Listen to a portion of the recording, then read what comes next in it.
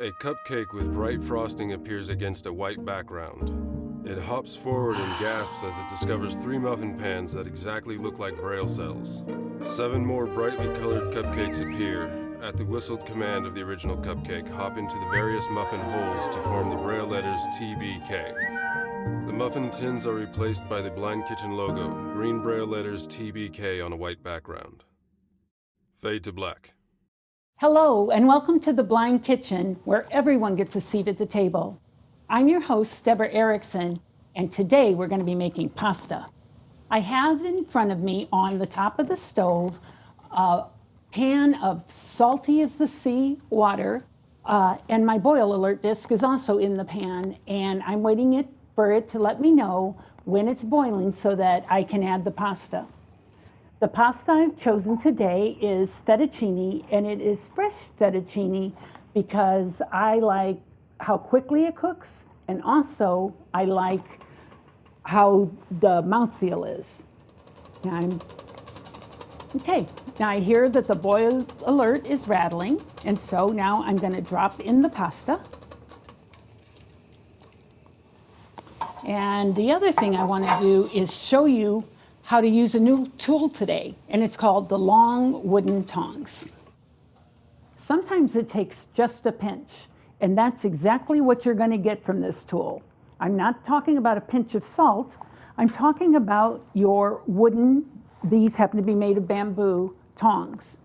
They are literally used like a pair of tweezers or a pair of tongs, where you squeeze them together, and that way you can grab different sizes and types of food from hot water or hot liquids to remove them or put them in. I'm going to take a second here. I need to check and see if this pasta is done.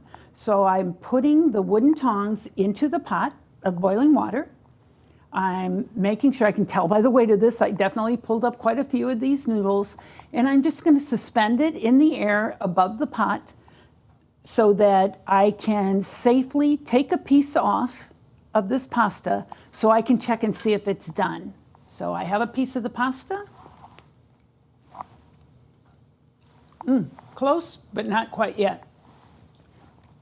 So while I'm waiting for it to finish cooking, I want to tell you why this set of tongs is so blind friendly.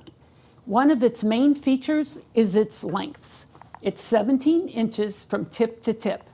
That means if I happen to be here cooking and then I get called away from my stove and now I want to come back and I'm not sure exactly where this tool is, I can safely hover above the rim of the pan and find this because it projects about 6 inches above the top of that pan. And that way my hands are nowhere near the hot metal or the hot liquid or the hot food, and I can easily find it. The length also helps a second way. If you have ever dropped a utensil into a hot pan where it falls down to the bottom of the pan and tried to retrieve it, it's very dangerous and it's very difficult. Because these tongs are so long, they cannot possibly fall into this pan, and that makes it a safer cooking experience for me. The third reason these are so friendly, blind friendly, is that it helps me maintain a cleaner work area. Before, if I were using stainless steel slotted spoon or stainless steel tongs to do a task, metal conducts heat, and I would always have to remove the stainless steel tools from the pan, otherwise they'd get hot and they'd be worthless to me. But because these tongs are made of wood, they can stay right in the pot. So instead of me having to check the food and then taking them out and putting them onto a spoon rest, where inevitably, no matter how hard I tried, there would be a trail as I took them in and out of the food. I can just leave these in the pot over the heat, and it's fine. So there's no mess for me. Now let me check again. It's been a couple more minutes. This is fresh pasta, so it shouldn't take too long. Again, I just reached in and grabbed a large amount. I'm letting it drip over the top of the pan, letting the air circulate so it can cool a little faster until I feel comfortable and safe enough to pinch off another piece. And I have one here.